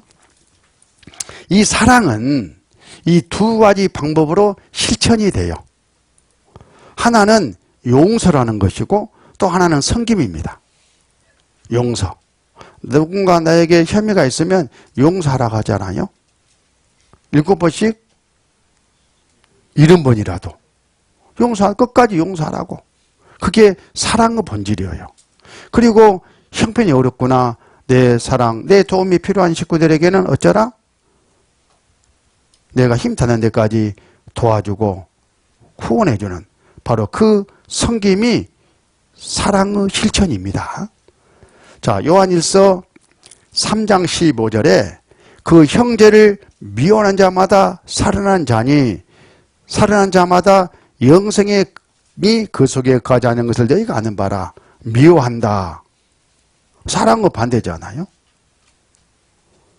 그러니까 형제에 대한 미움이 있으면 용서해야 된다. 그걸 지금 말씀하시는 거예요. 그래서 마태복음 5장 23절 그러므로 예물을 제단에 드리다가 거기서 내 형제에게 온망 들을 만한 일이 있는 줄 생각나거든. 예물을 제단 앞에 두고 먼저 가서 형제와 화목하고 그 후에 와서 예물을 드리라. 이게 순서예요. 관계부터 회복하라. 하나님이 내 안에 부어준 사랑을 그 형제에게 먼저 공급하라. 그런 말하고도 똑같습니다. 그래서 어떤 형제 자매와 관계가 안 좋으면요. 하나님께 묻고 하나님께 받은 이 사랑을 생각하면서 목숨까지도 바쳐야 되는데 주님이 나를 사랑하신 사랑을 생각하면 내가 이것을 용서를 못해? 그런 마음으로 나가는 거예요. 내 입장에서는. 하나님은 그런 원망 받을 만한 일이 내게 있으면 계속 양심에다가 책망해 주시잖아요. 돌아보라고. 무시하지 말고 예 주님 하고 주님 앞에 거꾸로 지는 겁니다. 그리고 실제 이제 어떻게 하면 화목할 수 있을까 기도 가운데 방법을 찾아가지고요 화목을 이뤄 가야 되는 거예요. 그 다음에 섬김. 거기 요한일서 3장 16절 좌우에 이게 다 있습니다. 요소가. 그걸 지금 띄워드리는 거예요. 3장 17절 누가 이 세상 재물을 가지고 형제의 궁핍을 보고도 도와줄 마음을 막으면 하나님의 사랑이 그 속에 거할 거 뭐냐. 막으면 있잖아. 막으면. 도와줄 마음이 사랑이에요. 사랑. 내 안에 있어요. 하나님이 부어줬어. 근데 그걸 내가 막아버리는 거예요. 그러니까 실천으로 안 나오죠. 그래서 누가 이 세상 재물을 가지고 형제 부모를 보고도 도와줄 마음을 막으면 하나님의 사랑이 어찌 그 속에 거할까 보냐. 구원받지 않았거나 구원받았어도 쫄쫄쫄쫄쫄 다 빠져버리고 말라가지고 역사할 사랑이 없다 그 말이에요. 그 사람 어떻게 한다고? 어떻게 한다고 아까 말했어요.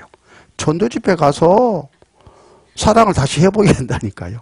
그렇게 해서 진짜 내 마음이 또 풍성한 사랑으로 부어져야 됩니다. 어찌됐든 간에 내 섬김이 필요한 형제 자매가 있으면 하나님의 사랑으로 섬기는 것이 사랑을 실천하는 것이다. 그런 뜻입니다. 그래서 요한일서 3장 18절에 자녀들아 우리가 말과 혀로만 사랑하지 말고 오직 행함과 진실함으로 하자. 말로는 무엇을 못해? 천냥빚도 갚지. 혀로는 뭘 못해? 집도 사주고 목숨까지 내놓을 수 있지. 근데 말과 혀로만 하면 무슨 의미가 있냐고요. 사랑은 실천으로 나타나는 거예요. 주님이 말로만 나를 사랑하신 게 아니라 실제 나를 사랑하시듯이 실천으로 이루어지는 겁니다. 오직 행함과 진실함으로 하자. 사랑은 오직 행함과 실천함이 있어야지만 진짜 하나님의 사랑을 우리가 사랑하고 있다라고 말할 수 있는 거다. 그런 뜻이에요. 행함과 진실함. 진실함은 뭐겠어요? 용서에 해당되는 말이죠. 진짜 내 마음 중심에서 하나님의 사랑으로 혐의가 있는 형제를 자매를 용서하자. 이렇게 진실함으로. 또 섬김, 행함으로. 어려움이 있으면 내 몸으로 도와주는 일을 실천하자. 그런 뜻입니다. 이 두 가지가 형제 자매를 사랑하는 사랑이에요. 사랑은 용서와 섬김으로 나타난다는 것을 아셔야 돼요. 때론 용서해야 될 일이 있을 것이고 때론 남을 도와주는 그런 일이 있을 것이고 이 두 가지가 우리 교회 안에 자연스럽게 과실로 열매로 맺혀가야 된다 하는 것을 교훈받습니다. 그러려면은 사실 내가 일을 한다? 뭐 그러면 좋겠죠. 근데 사실은 실제 하나님이 성령이 나를 써서 이 두 가지 사랑을 이루어 가셔요. 내가 할 일은 내가 죽어야 돼. 자기가 부인되고 주님 너 좀 쓰자 할 때에 예 쓰십시오 하고 주님의 짐을 내가 지는 거예요. 여기 누가복음 9장 23절 또 무리에게 이르시되 아무든지 나를 따라오려거든 주님을 섬기는 것이죠. 자기를 부인하고 날마다 제 십자가를 지고 나를 쫓을 것이니라. 자기를 부인하고 주님이 나에게 지우신 십자가를 지는 거예요. 무겁지 않습니다. 주님의 짐은 가볍다고 했잖아요. 왜 무겁게 느껴졌냐? 내가 부인이 안 돼서 그래요.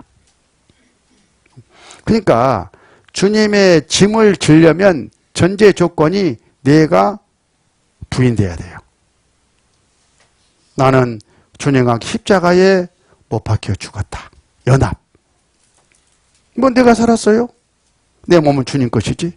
이제 내가 사는 것은 이 몸은 주님이 나를 지배하고 다스려 가지고 주님이 쓰는 몸이다. 이런 신앙으로 내가 쭉 성장해 갔을 때 신앙이 성장했다. 믿음이 좋다. 그렇게 말하는 겁니다. 그러면 주님이 필요한 대로 주님의 짐을 나한테 맡기시고 그 일을 이루셔요. 그게 바로 형제 자매 사랑으로 나타나는 거다. 갈라디아서 2장 20절 각 사람 신앙 고백이 이렇게 나와야 됩니다. 이게 진짜 신앙이에요. 우리 신앙은 목표해야 됩니다. 근데 암송은 다 하는데 사는 거 보면 이렇게 안 사는 사람들이 많더라고. 같이 한번 읽어보겠습니다. 내가 그래도 함께 십자가에 못 박혔나니 그런즉 이제는 내가 산 것이 아니요 오직 내 안에 그리스도께서 사신 것이라. 이제 내가 육체 가운데 사는 것은 나를 사랑하사 나를 위하여 자기 몸을 버리신 하나님의 아들을 믿는 믿음 안에서 사는 것이라. 우리가 주님을 따라간다는 것, 주님을 믿는다는 것, 믿음 안에서 산다는 것이 뭐예요? 나는 죽었고 주님이 나를 주인으로 지배하고 다스리신다. 내 안에 주인 자리는 주님이 앉아 계신다. 그러면 주님이 내 안에 부은 하나님의 사랑을 마음대로 나를 활용해 가지고 다른 사람에게 넘쳐 행하실 거 아니겠습니까? 그게 바로 사랑의 진수다, 이렇게 교훈을 받습니다. 골로새서 3장 12절, 여기도 똑같은 말씀을 하고 계셔요. 성경을 여기저기 연결해 보면, 그러므로 너희는 하나님의 택하신 거룩하고 사랑하신 자처럼 긍휼과 자비와 겸손과 온유와 오래 참음으로 옷 입고, 누가 네게 혐의가 있거든 서로 용납하여 피차 용서하되 주께서 너희를 용서하신 것 같이 너희도 그리하고 이 모든 것 위에 사랑을 더하라. 이는 온전하게 매는 띠니라. 아까 사랑의 띠, 온전하게 매는 띠, 실제 사랑이 하나로 우리 안에 역사하신다는 것을 말씀하시면서, 그러려면은 하나님의 택하신 거룩하고 사랑하신 자처럼 답게 그렇게 해석하면 좋아요. 구원받은 사람답게, 부르심을 입은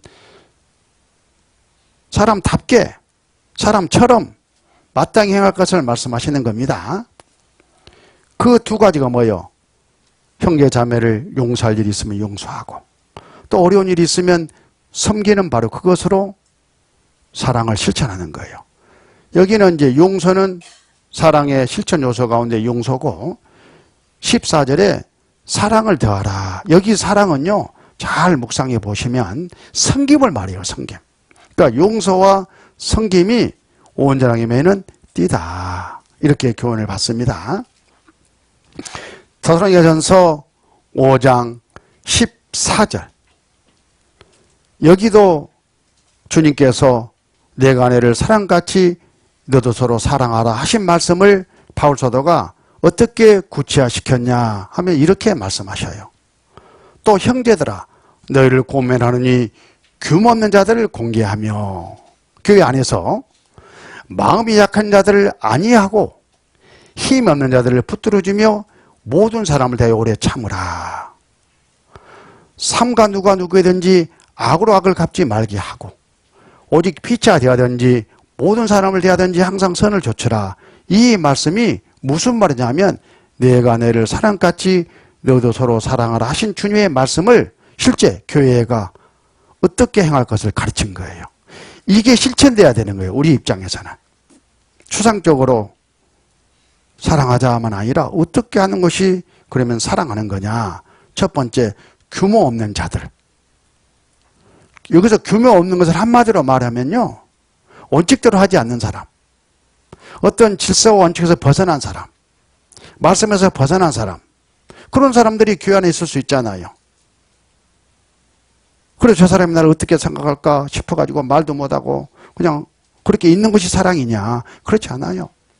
아주 정중한 방법으로, 지혜로운 방법으로 고면해야 되죠. 권계, 고면하고 경계시킨다, 그런 뜻이에요. 그게 사랑입니다. 예, 교회는 주로 이제 전도인이 그 일을 하지 않습니까? 나를 뭘로 보고 그래요? 이렇게 하면 안 돼요. 야, 목사님이 나를 사랑하시는구나. 주님이 사랑같이 나를 사랑하는구나. 그렇게 좋게 받아들여야 됩니다. 교면자를 공개하며, 교회는 틀림없이 공개가 있어야 되는 거예요. 두 번째, 마음이 약한 자들을 안위하고, 우리 안에 마음이 약한 자들이 있잖아요. 구원받았지만 마음이 약한 자들이 있어. 신앙이 약한 자들. 그런 사람들은 안위하고, 또 때론 안심을 시키고, 때론 위로가 필요하면 위로도 주고, 그게 사랑을 실천하는 거다. 섬기는 거다. 그런 뜻입니다. 힘이 없는 자들을 붙들어주며, 여기서 힘이 없는 것은 물질적인 힘이 없는 것을 말해요. 물질적으로 몸으로 도와줘야 될 그런 식구들은 또 붙들어줘야 돼. 이게 섬김이지 않습니까? 그리고 모든 사람을 다해 오래 참으라.